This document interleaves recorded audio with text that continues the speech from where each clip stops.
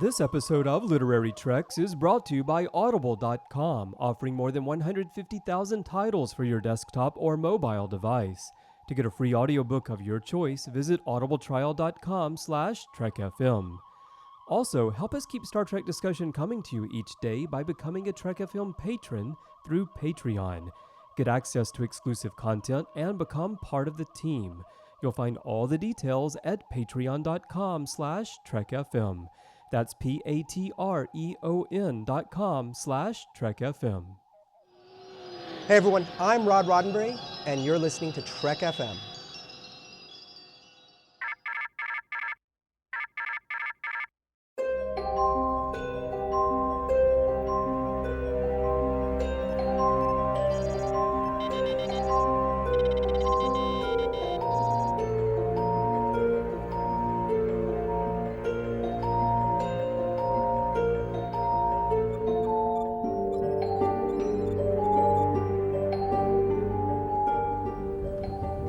Are you taking all these books? I thought I'd take some light reading, in case I got bored. Welcome, everyone, to another episode of Literary Treks, your dedicated Star Trek books and comics show here on Trek FM. I'm just one of your hosts, Dan Gunther, and joining me as he does every week is the wonderful Bruce Gibson. Bruce, how are you today? I'm doing great because yesterday I had ice cream. Oh, I'm jealous. I wanted ice cream yesterday. I didn't have ice cream. I need to live vicariously through your ice cream having experiences. Well, because I was on a business trip in Washington, D.C., and then we had some time to kill, and so a coworker of mine wanted to go to the Smithsonian, so we did, and I grew up in Maryland, so a lot of field trips were at the Smithsonian Museum, and my parents would take me, and it seemed like every time I went, I had ice cream. So as we're walking through the museum, I'm craving ice cream. I had to have ice cream because it just brought back all these memories. So I finally got that, and I was happy. Oh, that's awesome. I'm really jealous. I mean, you're going to the Smithsonian, and I think yesterday I did a work on some Star Trek models and went to bed a little earlier than usual. That was my excitement yesterday. Hey, that's exciting. You're working on Star Trek models. That's cool. Yeah, that's always fun. So, and I will say on this trip to the Smithsonian, I did not get a chance to see the Enterprise. I saw it a few months ago, but this trip I didn't. Man, I live so far away from there, you know? Oh, I'd love to see that. That would be really cool. Well, if you ever come to DC, I'll meet you there and we'll get ice cream. Ah, man, I'm there. That's awesome. Let's totally do that. Well, we've got a little bit of news this week in Star Trek comics. So Trek Today put out an interesting article showing some of the comics that will be released by IDW coming in June. So we've got some really exciting titles coming up. Boldly Go, of course, is the current series that replaces the Star Trek ongoing series, featuring the crew from the Kelvin timeline. And in June, we'll be getting Boldly Go number 9. This one looks really cool. So in this one, we'll be checking out New Vulcan. And apparently in this issue, Uhura and Spock adjust to life in the growing colony and discover an ancient secret that could change the destiny of Vulcans forever. I mean, even more so than losing their planet, I guess. Which makes me wonder what the ancient secret is. Because there aren't that many Vulcans left, and I'm guessing it's a secret that's not on New Vulcan, like some kind of artifact or anything, so I'm very curious to know what this is. So we just have a few more issues to get through to get to this. So, and then also in June, we'll be getting a new Visions comic. And that, of course, is the photo novel-esque comics by John Byrne. And this one's called Time Out of Joint. This looks really cool. So anytime Star Trek plays around with time, it's usually kind of cool and something interesting. And of course, this one must be another one of those 17 temporal violations that Kirk is a menace to the Department of Temporal Investigations for. I don't know why I like so many stories where there's a time element to it. I mean, I'm sure some people are like, yet again, another story where somebody's, going back in time or being thrown to a different timeline.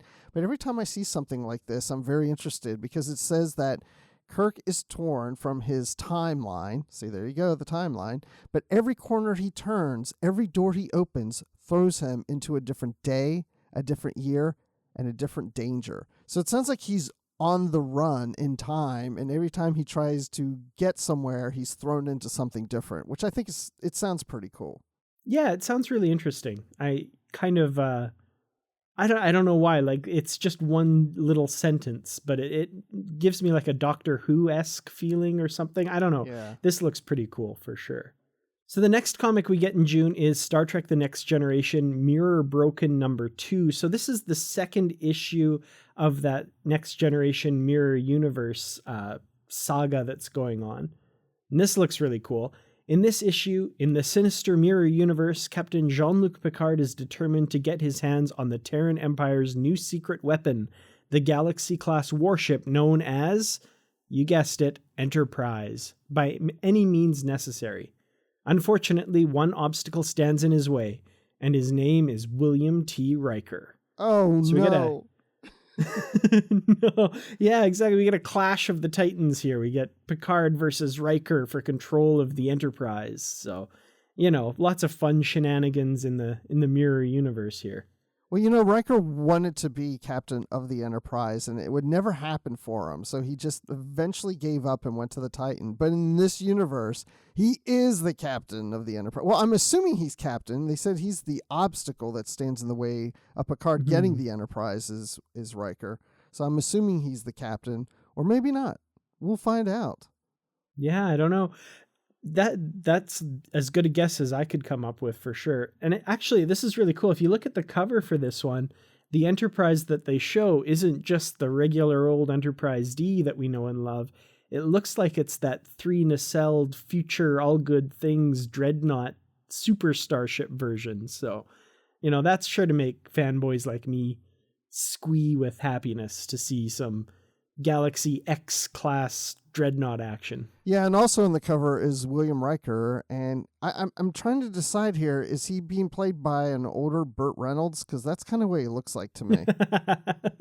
Definitely, yeah.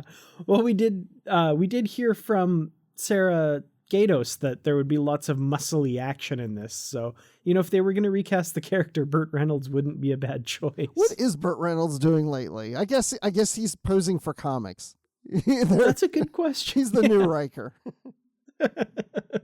Yeah, he's been seen leaving the IDW building lately, and reporters are asking what's he doing, but we found out he's posing for the Riker covers. I always knew he had that in him. And then also in June we get the first omnibus collection of the Boldly Go issues up to this point, Star Trek Boldly Go Volume 1. And this will feature the all-new Star Trek series following the adventures of Captain Kirk and his iconic crew. So it's collecting all of the Boldly Go issues up to that point from issues 1 to 6. So if you get your comics that way, and before we started doing every issue for the podcast, before I became a host, that's how I read all of the all of the ongoing series, I should say, was collecting the omnibus editions. So if that's how you prefer to collect your comics, that first issue is coming in June. So definitely keep your eyes out for that one. So I'm wondering, because it's 1 through 6 and issue 6 just recently came out, and we're going to discuss that issue in the next episode, not this one. But Dan, I haven't read issue 6, but I was under the impression that it's starting a new arc, but maybe not, because it would be really odd to get this omnibus that has the last story starting a new arc. Yeah, that's a good call. I hadn't thought of that. So the previous issue, that was the Jayla story, correct? Yes. We had Jayla at the Academy. So I'm wondering, is this one a continuation of that and maybe it's just a 2-part story, or is this just another kind of one shot? I'm not sure. I'm not sure either, but I guess we'll know next week when we read it and talk about it. But I know it has something to do with the Borg. I'm serious when I say that. All right. You're like, really? Yeah, I haven't looked at it at all, so that's interesting. I've just heard. I've heard people talking. Oh, I guess you were right. They would be back. Wow. Okay.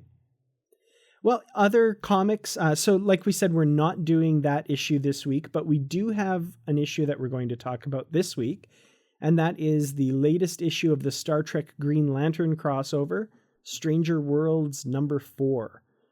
So, Bruce, what did you think of this issue, this 4th part in this 2nd volume of Star Trek Green Lantern? Well, because it's the 4th part of a 6-part series, it felt like the middle part of the series, meaning I feel like the first 3 issues were really setting things up, and this story was where the action is taking place. I didn't feel like there was as much story in this issue as there was in the previous 3. And I'm not saying that as if I didn't like this issue. I'm just saying that this is where those other 3 issues build us up to get to where now the action is starting to take place until we get to the final 2 issues that wrap up the story. Yeah, kind of, this to me felt like a little bit of, like you said, the action. So there's some action and some things come to a head, but at the same time also kind of moving the pieces around the board in preparation for what's going to be kind of the final push to the end of this story. And this one I felt more than the other issues even, I felt that it brought in a lot of the Green Lantern lore. And as someone who isn't very versed in that, it still did a very good job in kind of making that accessible and understandable to someone who's not the biggest fan. So I do have to say I appreciate that. They're talking about a lot of stuff that I don't have a lot of familiarity with, but I was still able to kind of follow along and enjoy the story. And yeah, this cliffhanger ending, all I'm going to say is Sinestro is a bit of a badass, and I'm really curious to see where that goes. Yeah, I am too. It's strange to see Khan in these issues as a Red Lantern, because we've been used to Khan in a different way. Then we get Khan in Into Darkness, and I mean, I'm used to it, but then to see him as a Red Lantern, it's kind of strange. It's like, okay, we've got Benedict Cumberbatch as a superhero. He was, Doctor Strange, but now he's Khan, but Khan as a superhero villain, bad guy. And it's just kind of strange seeing these issues with imagery of him in the spandex in the ring and shooting blasters out of his ring at people. And it's just kind of funny to me. Yeah, it's definitely an intense version of Khan. I mean, we've got him, the red ring is associated with rage, and he's definitely very rageful in this comic, and especially drawn a lot of the time with kind of blood streaming down his face. There's a lot of kind of really intense imagery around Khan in this one. Yeah, and the fact that he's come back, and now he's, seeking his revenge against Kirk, and he even says, I should have killed you when I had the chance. Would you call this issue really the Wrath of Khan in the Kelvin universe? Yeah, it kind of feels like it, doesn't it? Yeah, but not quite like the movie that we're familiar with called The Wrath of Khan. Totally different. No, definitely. Not exactly. No, this is definitely a little different. So yeah, if you're a fan of the new Trek stuff or even Green Lantern, I think you should definitely check this out. It's, as someone who, like I said, doesn't know a lot about Green Lantern, I'm really enjoying this. So that's very cool. Yeah, it's a fun read. I've enjoyed it. Definitely. Well, if you want to talk to us about anything that we've discussed on this episode, there are a number of ways you can get into contact with us. First of all, we've got a form on trek.fm/contact. You can send us an email there.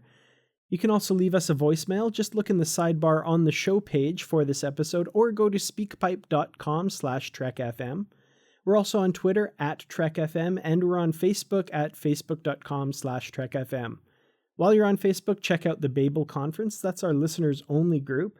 Just type the Babel Conference into the search field on Facebook, or you can go to our website at trek.fm and click discussion on the menu bar. Now, Bruce, am I missing any of the various ways that they can get into contact with us? As a matter of fact, yes, you can find us on Goodreads. I've been in the Goodreads group today, as a matter of fact, and we've had some recent posts. People have started some new threads, so it's a very active group of people who listen to this show and read Star Trek books, and it's a great place to discuss all the books that we discuss here on the show and the books that you're reading that we haven't even covered on the show. So go to Goodreads and search for Literary Treks, and then ask to join the group, and we'll approve you. You'll get in, and then you'll be involved in the discussions. And we have our bookshelf that shows what books we're reading for upcoming episodes. So check that out so you can read along with us and join in the fun and get to know other people who like Star Trek books. Excellent. Well, what do you say we go take a look at some Wildstorm comics from the days of yore? Let's do it. I'm taking my Green Lantern ring off for this one. So one thing IDW has been doing a lot of is releasing the back catalog of Star Trek comics in various omnibus books and collections. And one such collection was Enemy Unseen. And this is a really cool omnibus that collects a bunch of Star Trek The Next Generation stories from Wildstorm's run of Star Trek comics. Now, this was a lot of fun because I've not read any of Wildstorm's comics before getting to do this one on the show. And I have to say, these stories are pretty impressive. Now, we're not going to be covering the entire book in this episode. We're just going to be covering the first series in there, and that's called Perchance to Dream by friend of the show, Keith R.A. Decandido, a well-known Star Trek author. And first of all, I have to say, the artwork in this, more than a lot of Star Trek comics I've ever seen, that's the first thing I want to talk about, is just how gorgeous this comic is. Yeah, the artwork, there's so much likeness to the actors, but among other things, it's just a very nice looking comic. I mean, the artwork looks very good, spot on. I don't even know how to describe it. It's almost like there's a certain texture to it.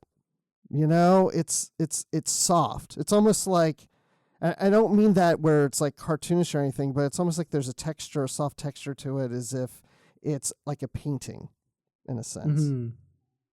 But at the same time, like it's very real. Like a lot of times there's kind of a surreal quality to a lot of the comics, but this one, like the likenesses are just bang on, I thought. Like in a lot of ways, it looked like a frame of like a movie or a television episode in some of the shots. Like just really, really good likenesses. Well, I'm going to have one complaint.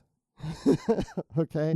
And it's not really a bad complaint, but there's so many times in Star Trek comics, and this is going from now to all the way back to Gold Key.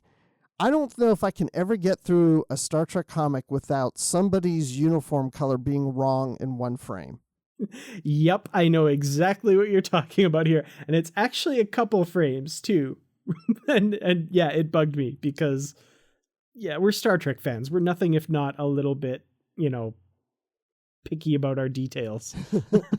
Well, it's even to the point that you can see someone, let's say, in a gold tunic in one frame, and the next frame, and the third frame, and then a red one in the fourth, and back to the gold. It's like, how did anybody not catch that this character was in gold the whole time until one frame, and then that character's in red? But that's just a little nitpick, like you said. It's just, it happens so many times.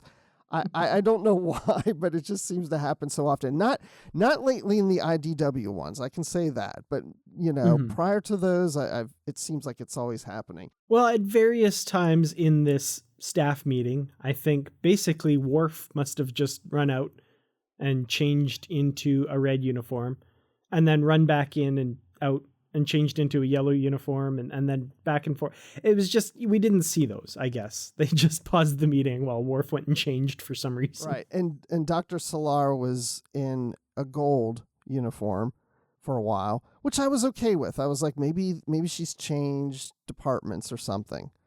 And then she was in blue all of a sudden. I was like, okay. Oh, I didn't catch that. I missed that one. Yeah. Okay. Well, we'll get there. So in this first issue, I really love the way this starts out with Data wandering the corridors of the Enterprise. The ship's on red alert, and he goes to engineering. And I think that's Barclay. Yes. I will note, in a red uniform. So, darn it, artists, come on, guys. It's either John Tesh or Barclay. That's what I think. Exactly. So he goes to engineering and everyone's ignoring him. And then he kind of looks away and looks back and everybody's fallen unconscious. And the ship is careening towards a planet. And of course, we find out that it's a dream. Data has been activating his dream program that we learned about in season 6 of TNG. And he's having anxiety dreams. Now, did you know that it was a dream before it was revealed? Did you suspect that it was? I kind of, by the time he got to engineering and everyone was ignoring him and then falling unconscious, right about there, I was like, okay, I bet you this is a dream or an illusion of some kind at least. Yeah. Well, I didn't at that point think it was a dream. Of course, I knew something weird was going on. But then when I got to a frame where he's sweating, I was like, wait, Data doesn't sweat. And I thought, okay, I hope there's a good reason for this. Not just that the artist thought, oh, he's frightened. Maybe his emotion chip is going on now. He's sweating, because I don't think he was built to sweat. Yeah, especially that's a really good question. Especially as a flotation device. Yeah. Can we just ignore that scene happened? But now it makes sense because he was dreaming. So if he was dreaming that he was frightened, then he may dream that he's sweating for sure. Yeah, it totally makes sense. And I really like that concept of because this is before he implants the emotion chip in Generations. So in his dream, he feels an emotion, which is a really neat concept that would have been kind of cool to play around with. And, he talks to Geordi about this experience. And which brings me to another point about this series is just the myriad number of continuity touchstones that the author included.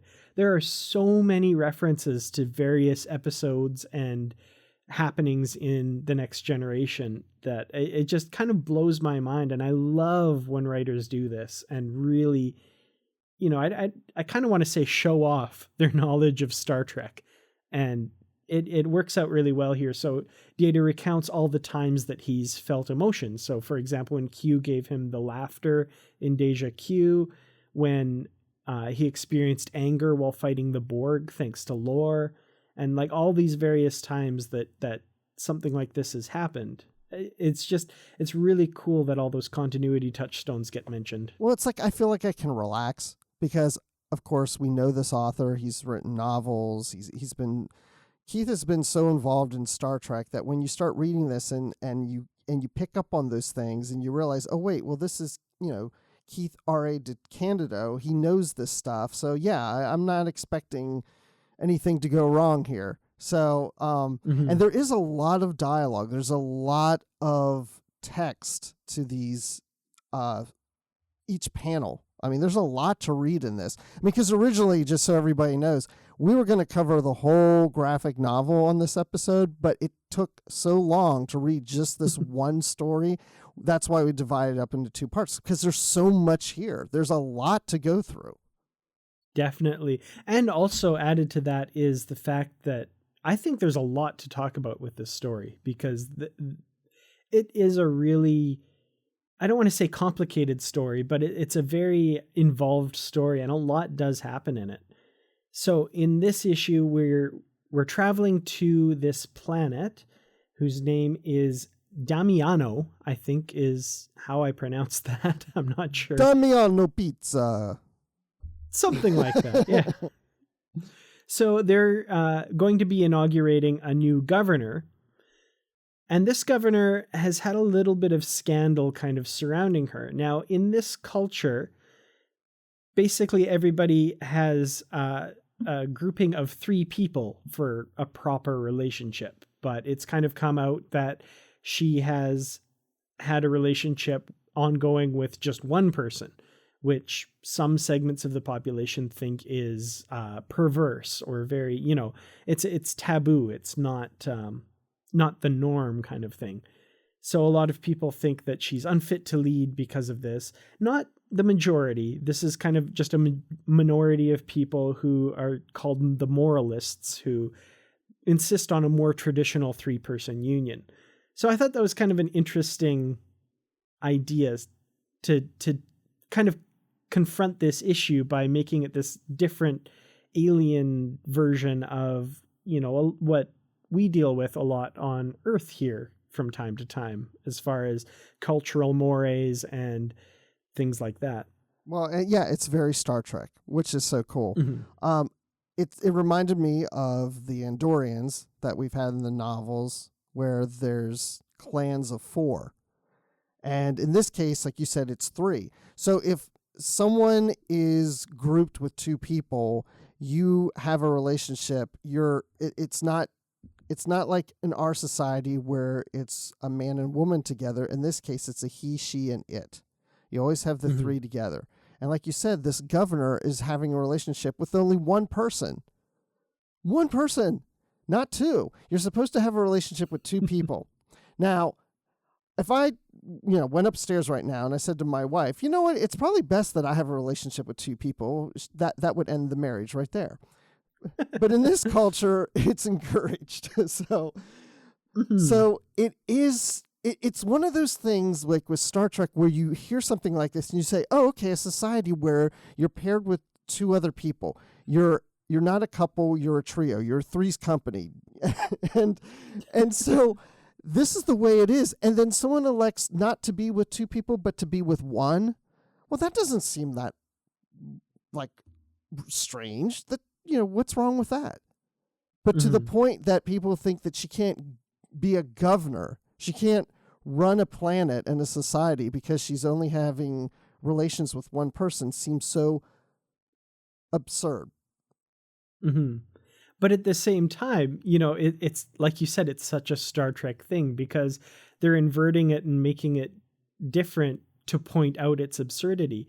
And at one point they even say something, some people are discussing her and they're like, well, before this came out, didn't you think she could lead then? Like what's changed? And what's different now?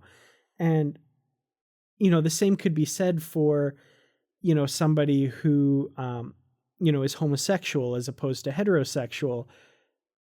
Once you find that out about them, like that's just one aspect of their life and their personality. And what does that have to do with, how well somebody can serve in some function in a job or in a society, and I love that Star Trek way of pointing it out by making it something that we would think, well, that's absurd. But then you apply it to our world and, oh, there are some people that think that way about things. For example, the original series episode, Let That Be Your Last Battlefield, is kind of the quintessential example, is, racism and thinking people, are degenerate because of a different skin color. And we see these 2 beings, one's black on the left side and the other's black on the right side. And that's the only difference between them. And they say, well, that's why that guy's inferior. And Kirk looks at them and is like, okay, like what? But that's the beauty of it, is that it points out in our own society where the shortcomings are and how people think about issues that you're close to as opposed to ones that are outside and look absurd to us. I thought the same thing. I thought of the episode you just mentioned. I thought about homosexuality. It's the same thing. It's almost like, well, what does it matter? Mm-hmm. I mean, there's nothing in here that shows that if this woman does not have a relationship with 2 people, that she can't govern. There's nothing in here that points out why she can't do the job because of that. That has nothing to do with it.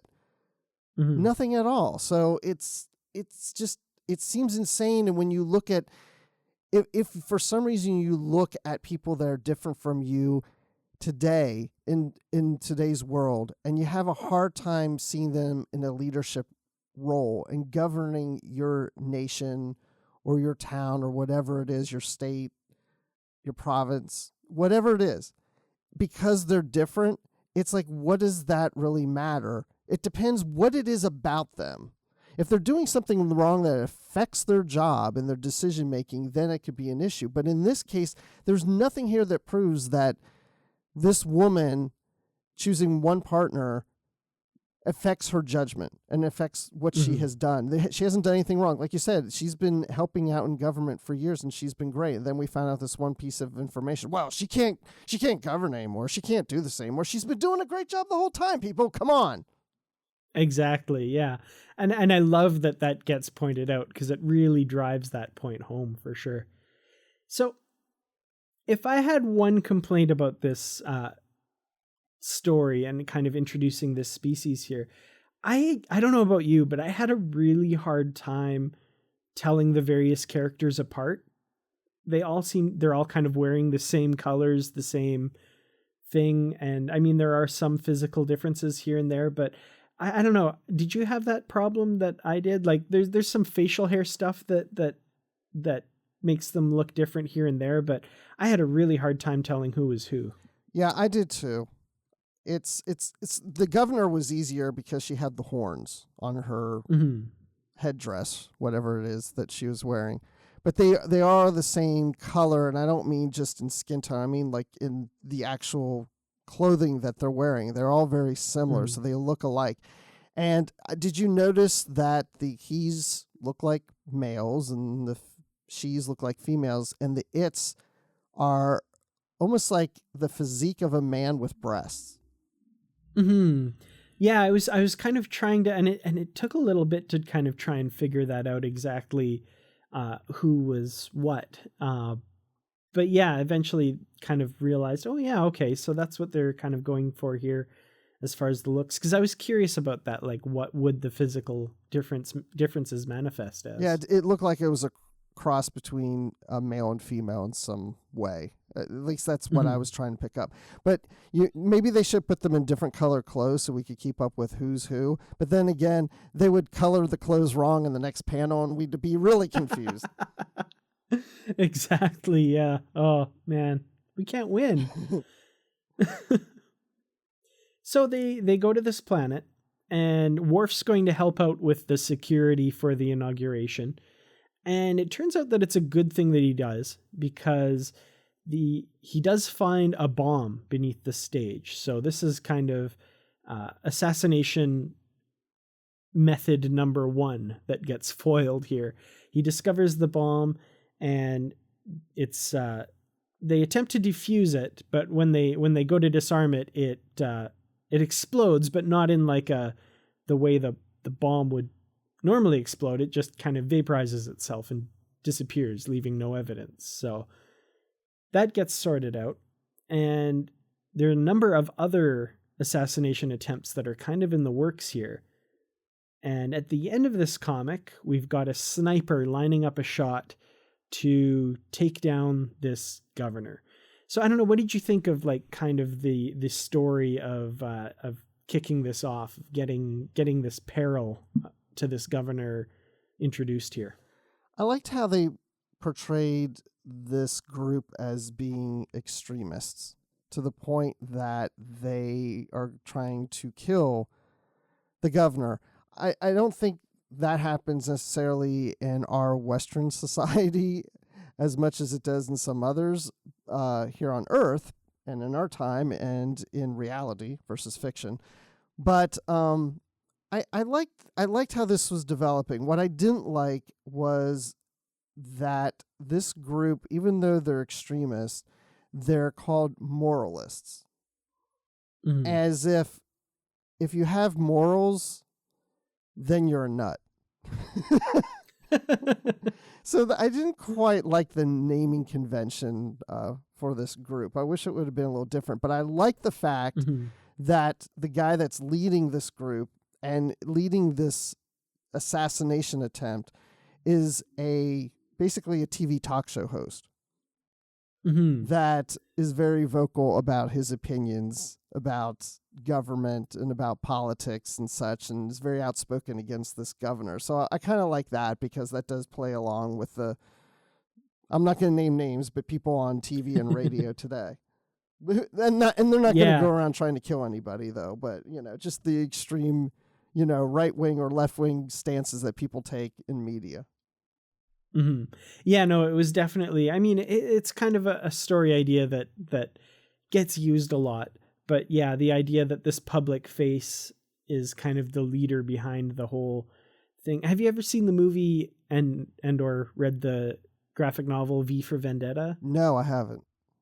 Oh, okay. Well, there's a very similar character who's a very right-wing television talk show host, Prothero, and he's very much a very right-wing militant character as well. So yeah, it kind of reminded me of that as well, for sure. So issue 2 here, we get what I thought was a really cool way to introduce it. We get a glimpse at the kind of mass media of this planet, Damiano, and the kind of news report talking about the inauguration, the controversy surrounding the governor, controversy to some people, not a controversy to most people, and Starfleet's role. And it kind of makes me wish that we got scenes like this in Star Trek more often. Like, I like the idea of the Enterprise visiting a planet and it being like newsworthy. It would have been kind of neat to see Picard and them on some kind of news program on an alien planet or something like that. Like Good Morning Damiano, whatever it is. Like whatever talk show it would be. Yeah, it's great because we usually in these stories we're seeing the perspective of the lead characters on the planet and what they think and how they interact with the Enterprise. We don't necessarily see a lot of stories that show how the media portrays a Federation ship visiting the planet and how society is reacting to that. So it's kind of neat. And this planet just recently joined the Federation. So at times I thought, the people are going to get really upset that the Enterprise is getting involved or the Federation is getting involved in this, but everybody was welcoming of it for the most part. Mm-hmm. I mean, it was very much a society that is glad to be part of the Federation, has welcomed them with open arms, has reached out to them for help in this situation.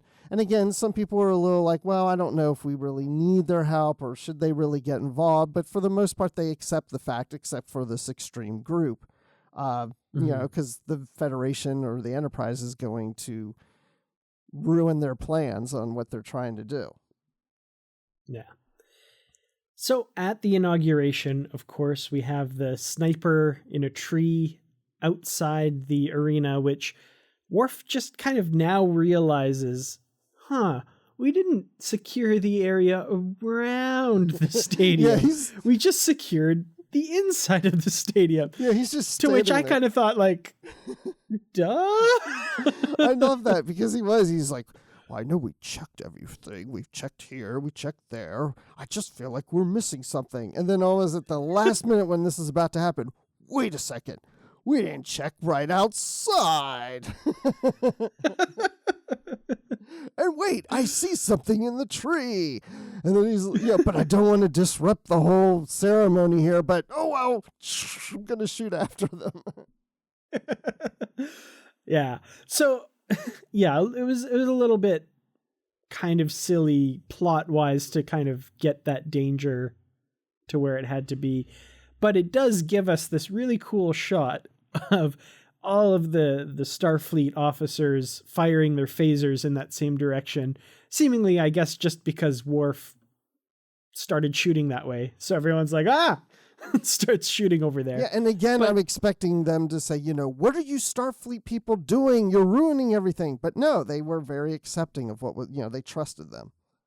Mm-hmm. Yeah, for sure. Which is kind of nice because it's a lot of times we get that trope of, the outsiders are interfering, blah, blah, blah. So it's kind of nice to have that not be a part of the story, or at least not a major part. Yeah.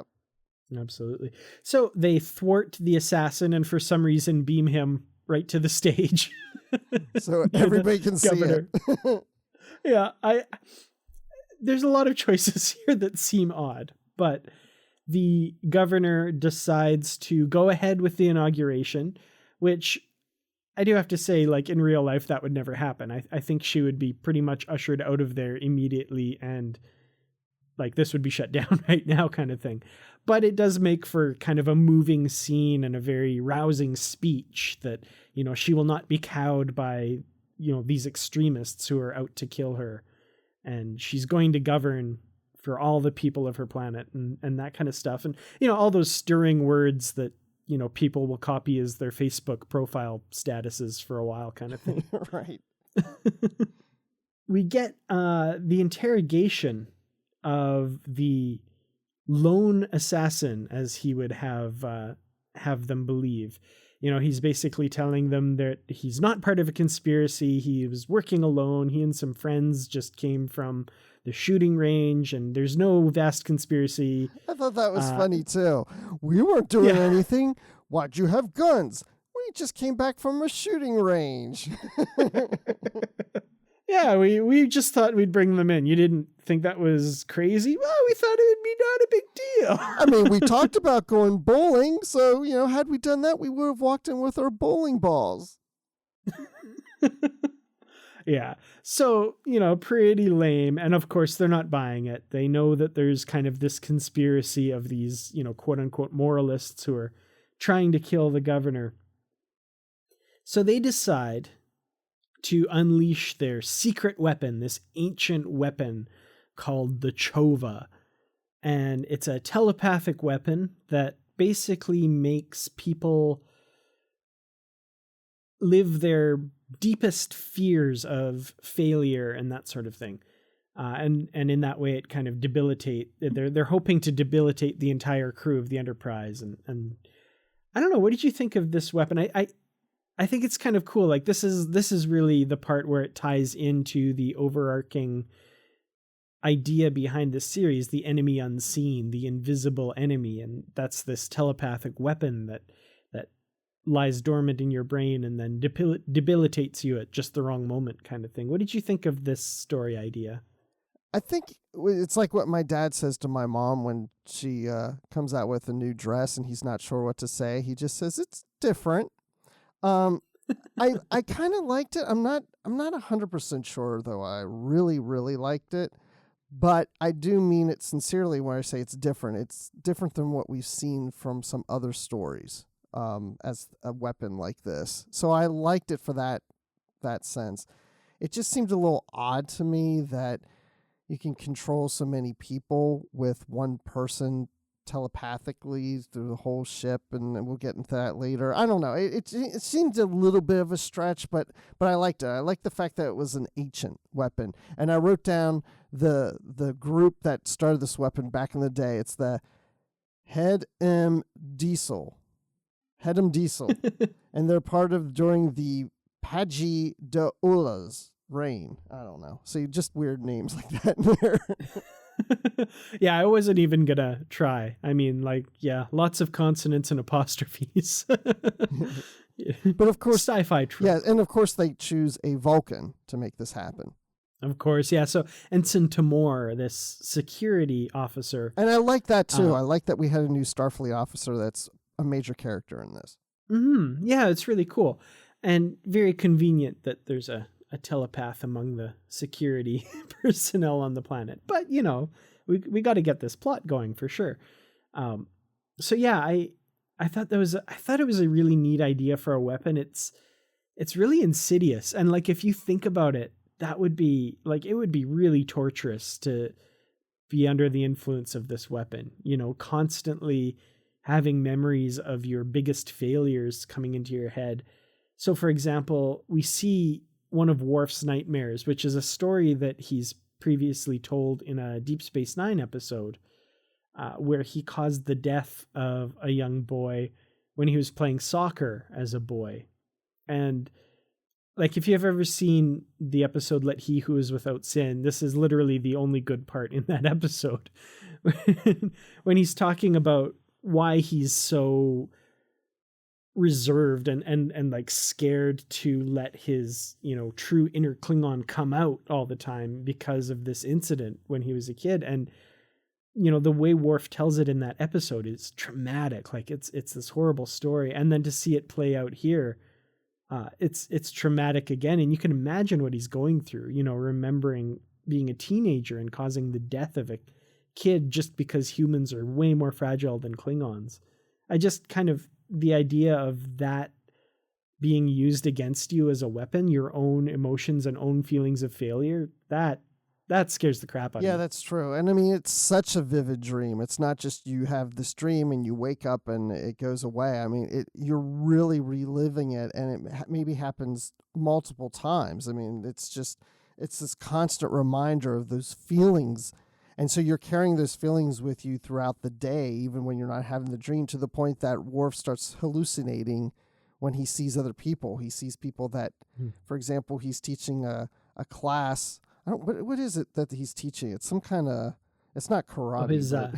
His Makbara class. His Makbara class, yes. Which is another, like, I just have to say, the continuity and the little canon things that the author's bringing in from Star Trek. I'm just constantly amazed every page that, all this really, this really, like, you have to be dig deep as a Star Trek fan to have all of these continuity references at the ready. So I love it.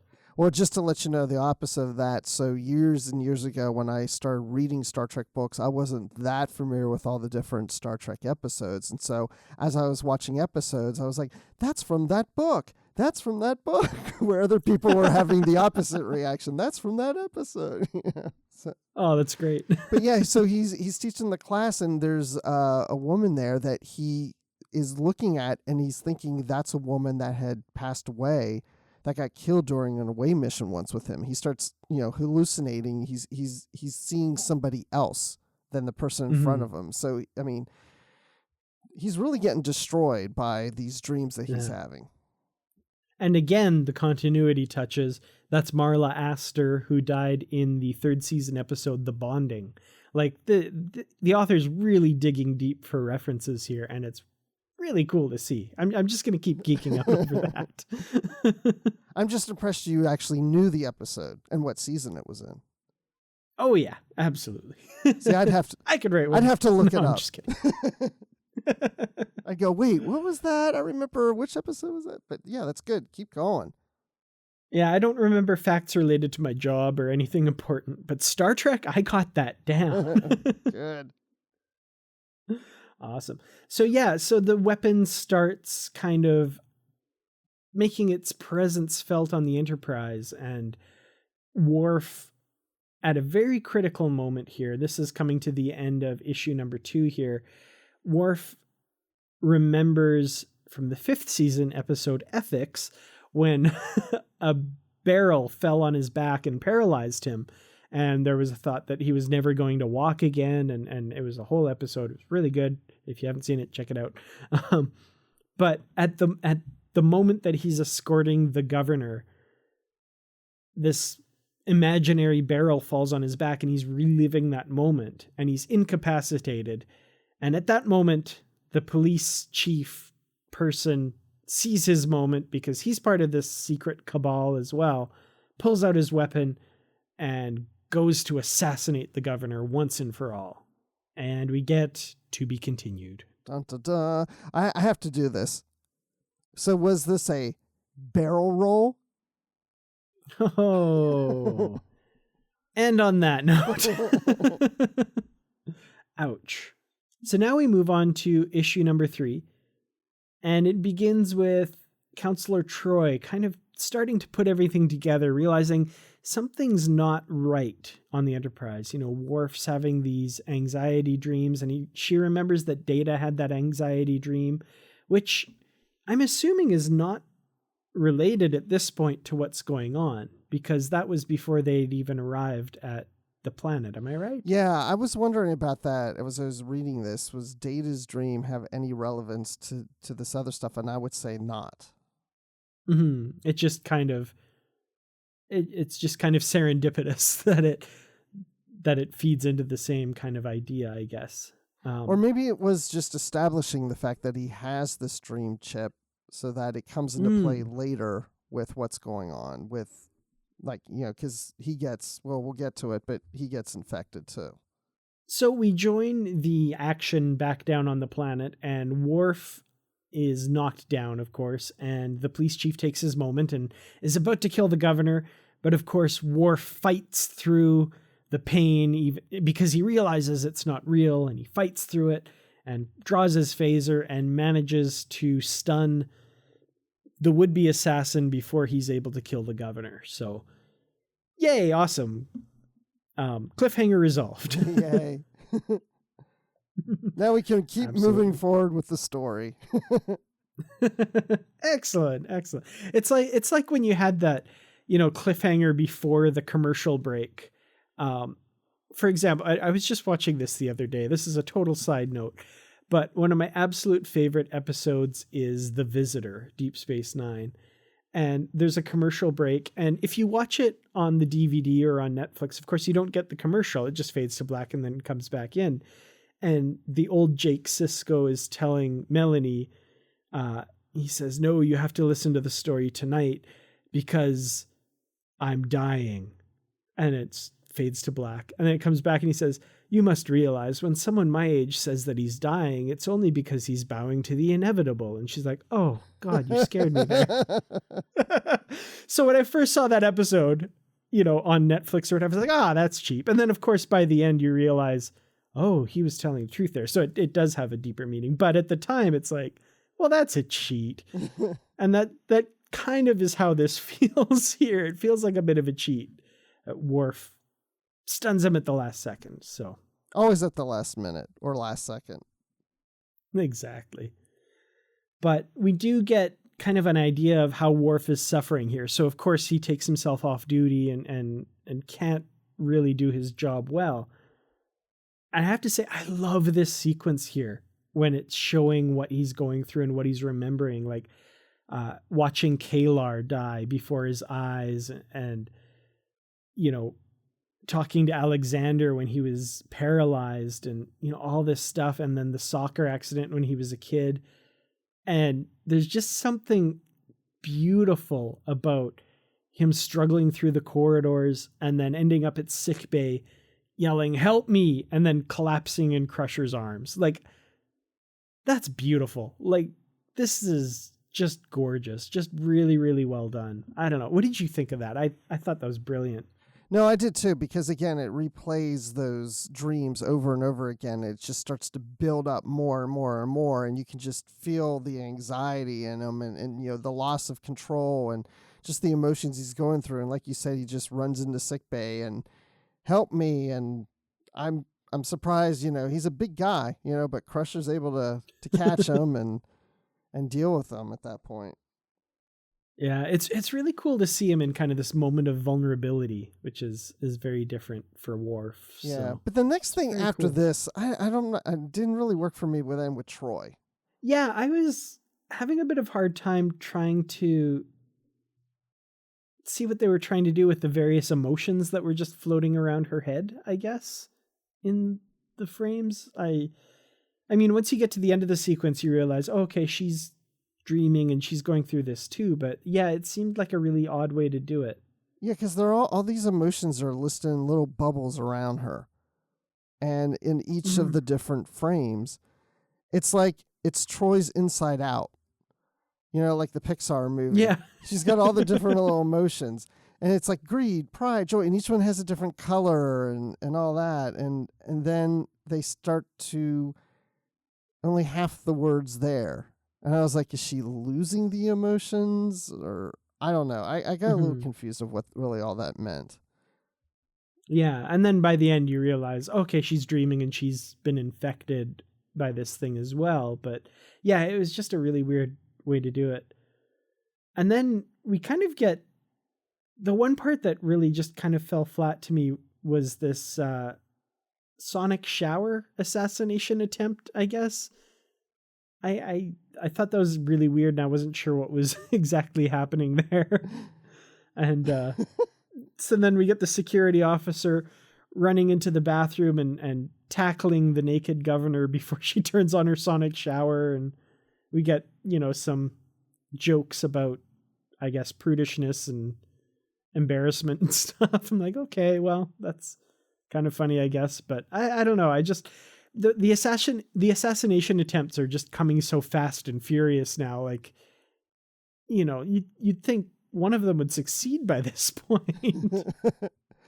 Yeah, the shower is actually kind of funny because, you know, it's the lethal shower, you know, and then the, you know, Starfleet officer tackles her and she's laying there naked and he's on top of her and she's like, okay, you can get out off of me. Can I have a towel?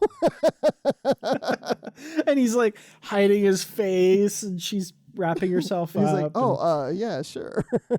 And I was like, I was confused at this point because I thought, is the shower really lethal or is this part of the dream? Yeah, and that's the thing that bugged me, I think, the most about this was we're going back and forth between, you know, these dreams and reality, and I don't think it's meant to be confusing, which is, you know, kind of the bad part about this. You know, I get it if a story's kind of meant to keep you off balance and not sure here, but I think we're supposed to for sure know that this is reality and this is another assassination attempt, but it's bookended by all these kind of imaginings of various people that, yeah, I just thought we were in another dream sequence until I realized what exactly was going on there.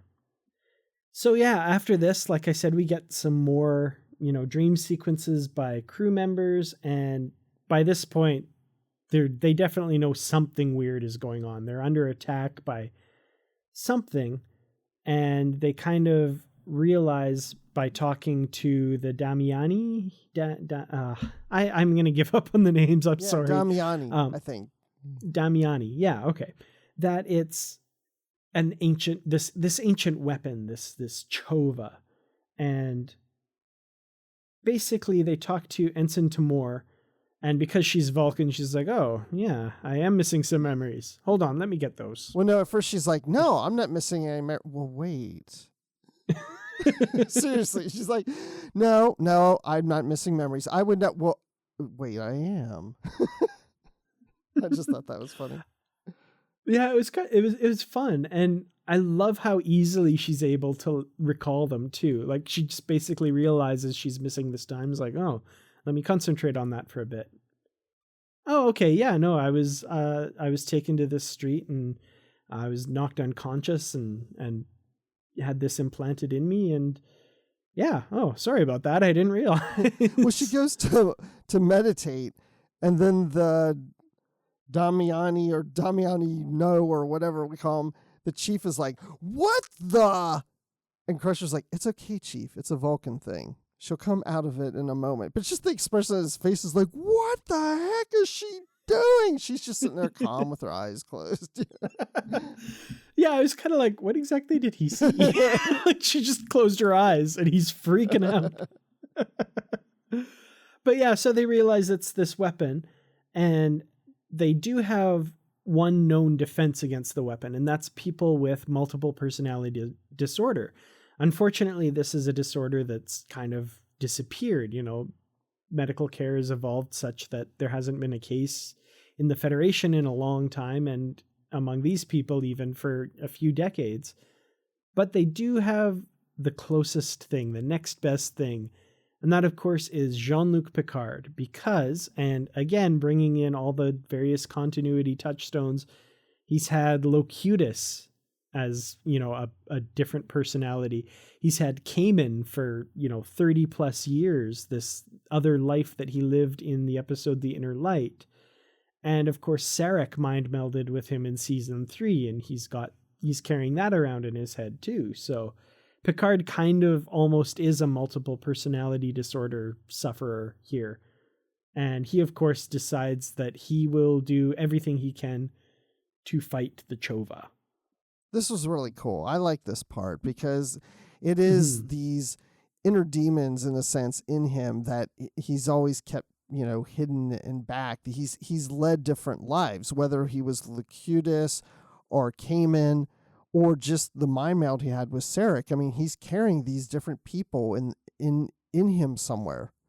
And now they're going to be on the forefront.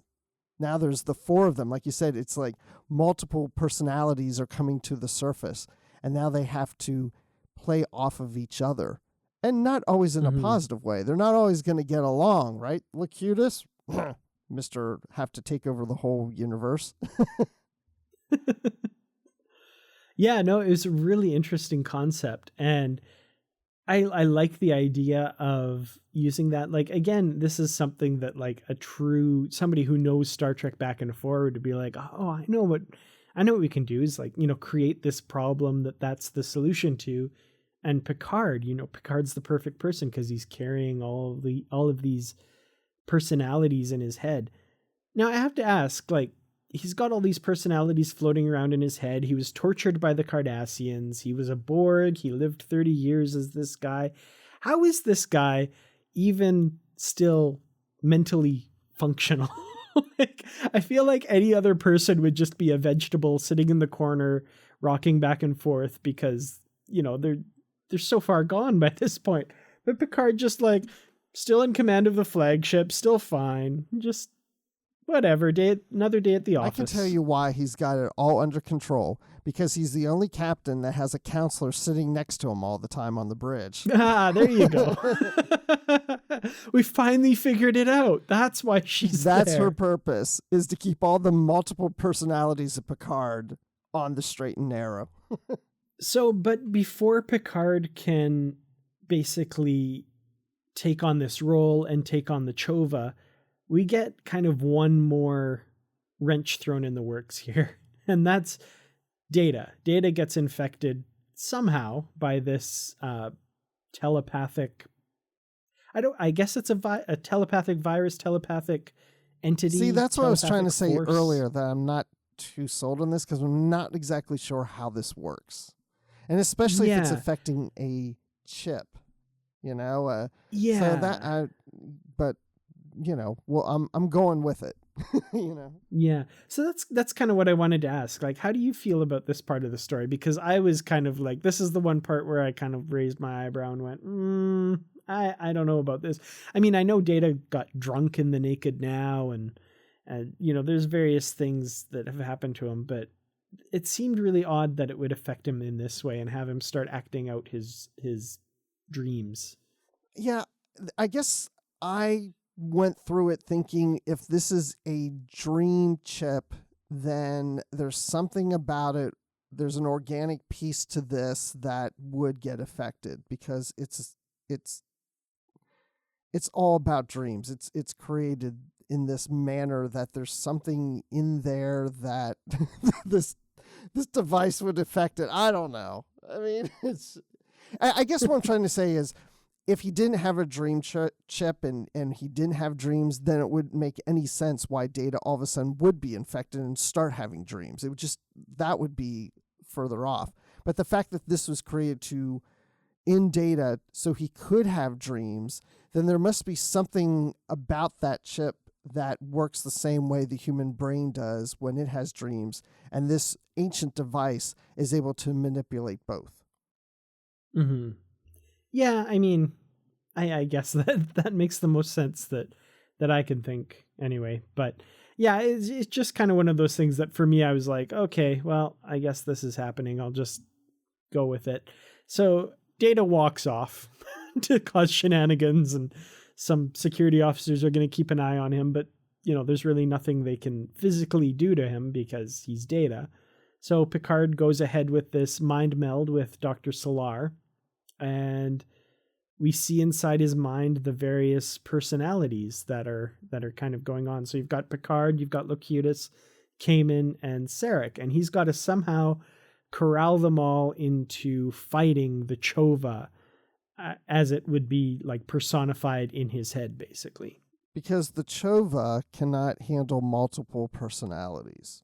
I don't know. This, to me, I thought this was a really fascinating part of the story because you get to see Picard interacting with these various personalities. And also, in something that I didn't really think of, the Chova is attacking these personalities. So you get to see Sarek's fears and Kamen's fears. And then he gets to Locutus. And Locutus is like, nope, fears are irrelevant. Failure is irrelevant. And the Chova is like, well, this is impossible. So it's kind of funny. It's Locutus that basically is the thing that he cannot cope with. Right. But what's great about this story is he learns to cope with Locutus. He actually conquers Locutus in the story. It almost sounds like, by the end of this, that Locutus doesn't affect him in the manner he had in the past. Because he had his anchor. Yeah. Remember the anchor in this is the 4 lights from his torture. Which I thought that was a really, really cool idea.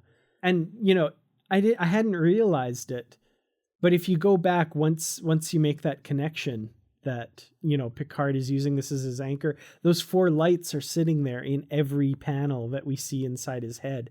And I hadn't realized that the first time reading I hadn't either. And but now that we're going through it and I'm looking through them again, it's like, well, there's the 4 lights were there the whole time. How come I didn't notice? Yeah, like how cool is that? Like that's so subtle and just beautiful. And another moment I have to say I really thought was cool was Locutus just decides to kill Kamen. And Picard loses those memories, thankfully temporarily. But at this moment, he's really afraid that he's lost those 30 years of memories that he was entrusted with by the people of Catan. I was afraid he lost them too. Yeah, I know. I thought, oh my God, like, is this something that I know comics are non-canon, but what a daring move. Like, that's amazing. But thankfully, and I think honestly, thankfully, he does get them back by the end.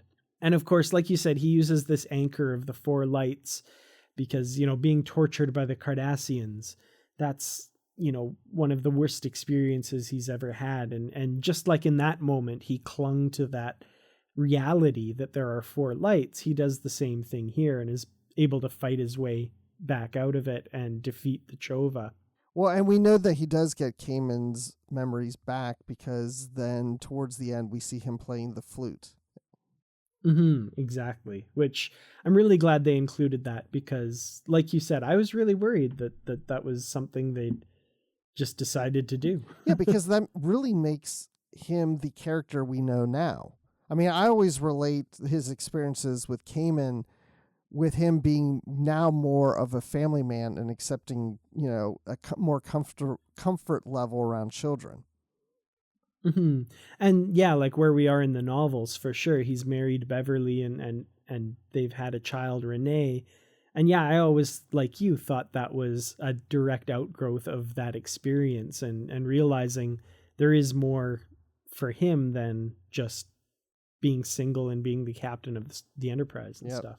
So yeah, I thought this was a really good comic. Of course, we wrap up with, the governor giving a speech and, being the leader for all of Damiano, and everything works out well. They've defeated the Chova and the Enterprise warps off to its next mission, which is probably Star Trek Generations, because that's where we are. We're right in between All Good Things and Generations there.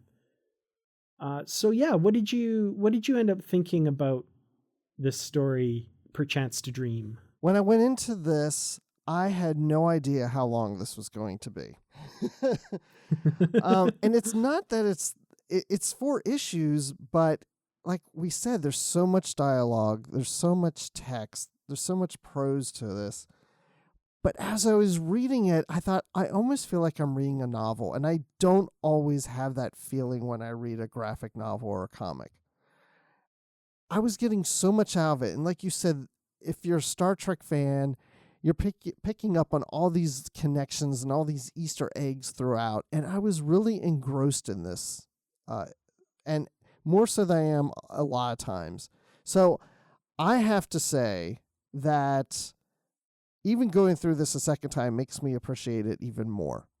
And I would love to read something like this again. I'm hoping that when we get further into this book, that the next stories are just as good as this. So I'm going to say I'm going to give this one 8 slices out of 10 of Damiano pizza. Ooh, very nice. Very good rating. That's awesome.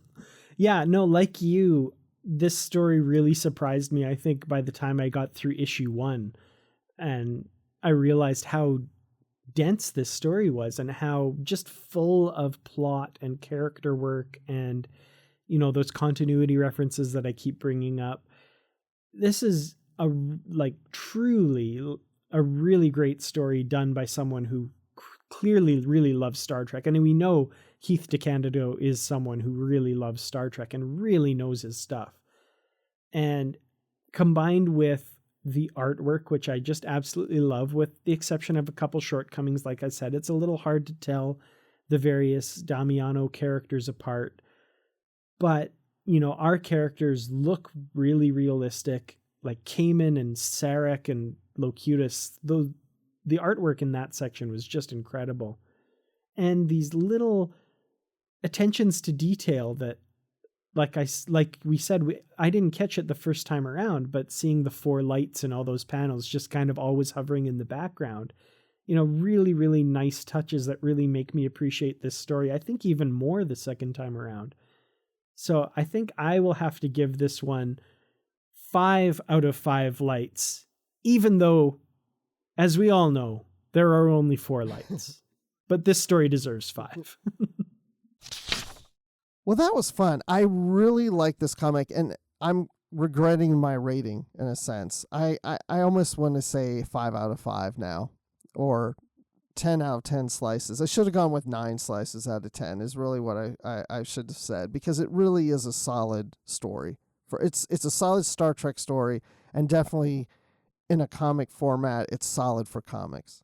Yeah, definitely agreed. I think this is probably the most fun I've had reading a comic in a long time, and just kind of picking apart those little continuity things and all of the various, just the fact that at its core, it's just a very basic, good Star Trek story. I think that's what I really appreciate the most about it. Well, and the 4 lights, I love the tie-in to that, but also the fact that the day before I had an experience with 4 lights, because I'm so proud of my daughter. She's so awesome. She's not a big Star Trek fan, but she pays attention to when I'm talking about it.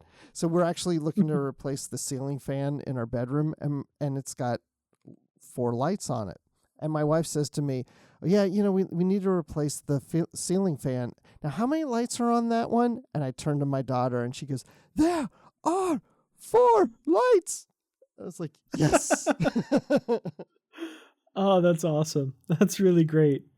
And she's never even seen the episode. She just hears me talk about these things. Yeah. There's certain things from Star Trek that just kind of transcend the original episode and become kind of embedded in just the culture of Star Trek. And the 4 lights is definitely one of those things. Like, even if you've never seen the episode, you've probably heard that phrase and know that it's Picard in Star Trek. So yeah, that's really cool. Oh, and by the way, one thing I wanted to mention in the feature, which we didn't, was that in the very first page or two, Data says, the ship is empty, and the ship usually has 1,000.765 beings on it. How can you have 0.765? Well, I think he says there's an average over the past few years of that many. Okay. So yeah. I had to look twice at that too, because that's kind of weird, but maybe Spot is a point. There you go. 4 or something. And the goldfish. We can't forget the fish. Oh, there we go. Yeah, we've got Livingston. Yeah, absolutely. Well, it's been fun talking about Spot and Livingston and everything in Perchance to Dream today, but it's not the only thing we've been talking about here on Trek FM this past week. So here's a quick look at some of the other things you may have missed elsewhere on the network. Previously on Trek.fm, Standard Orbit. Star Trek II had just premiered 2 weeks earlier, right? So everyone's all excited and flush. Oh my God, that's more like it. They were all excited and flush about The Wrath of Khan being out. It was the #1 movie. It was incredible. People were like, yeah. Just imagine seeing The Wrath of Khan for the first time, not knowing that it was always going to be the bar forever for every Star Trek movie after that. Literary Treks.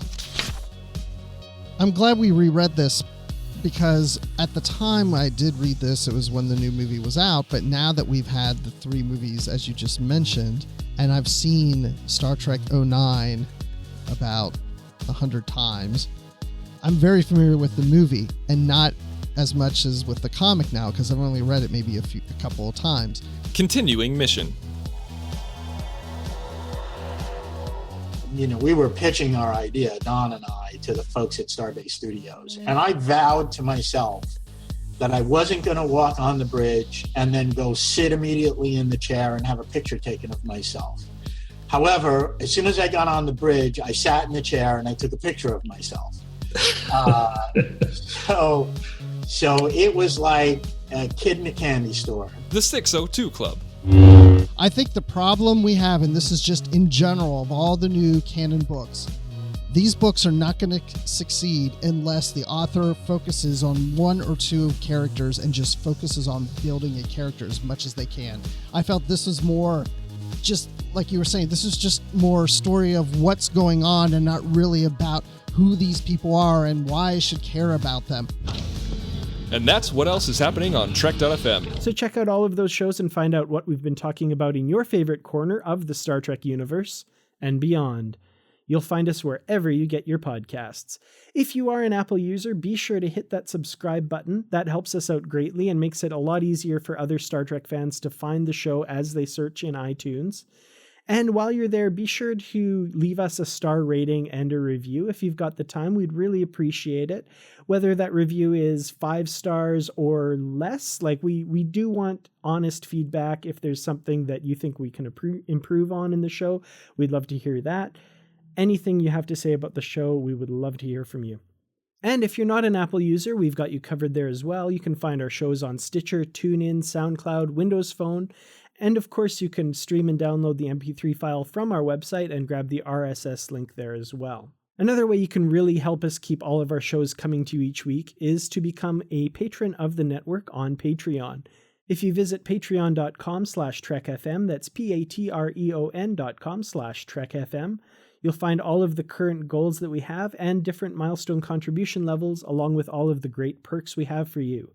These perks can include early access to content, exclusive content, producer credits, seats on our content development team, and more. We'd really appreciate any support you can give us, and we really hope you'll join the team. Again, you'll find all the details at patreon.com/trekfm. We'd love to thank our associate producers on Literary Treks. That's Ken Tripp, Greg Rosier, and Brandon Shemutala. Thank you guys for your support of the Trek FM network, and thank you especially for being associate producers here on Literary Treks. Now, Bruce, when you're not having anxiety dreams about that time you almost destroyed the Enterprise, where can we find you? Well, you can find me on Twitter at Admiral_Rex, and you can find me on the Star Wars Report, talking Star Wars, and coming up pretty soon, I'll be at Star Wars Celebration, so if anybody's going, let me know. I'll be around. So jealous. We have a Star Wars Report dinner Friday night at 5 o'clock at Cafe 22 Tango, so come join us. And, of course, I'm always talking Star Trek, and that's always in the Babel Conference, so you can find me there, too. So, Dan, when you're not trying to use a Chova to make me have those dreams, where can people find you? Oh, you saw me getting that device ready, did you? I thought I did that off camera. I saw it all happening. That's awkward. Well, I certainly won't be doing that now. And when I'm not doing that, you can find me on Twitter. I'm at Kertrats, that's Kertrats. You can find me on youtube.com/KertratsProductions, facebook.com/KertratsProductions. You can find me on Instagram. My handle there is at Kertrats47. And you can also find me kicking around the Babel Conference talking about Star Trek. Well, thank you all so much for listening. And until next time, live long and read on. What do you call that, light reading? To each his own, number one.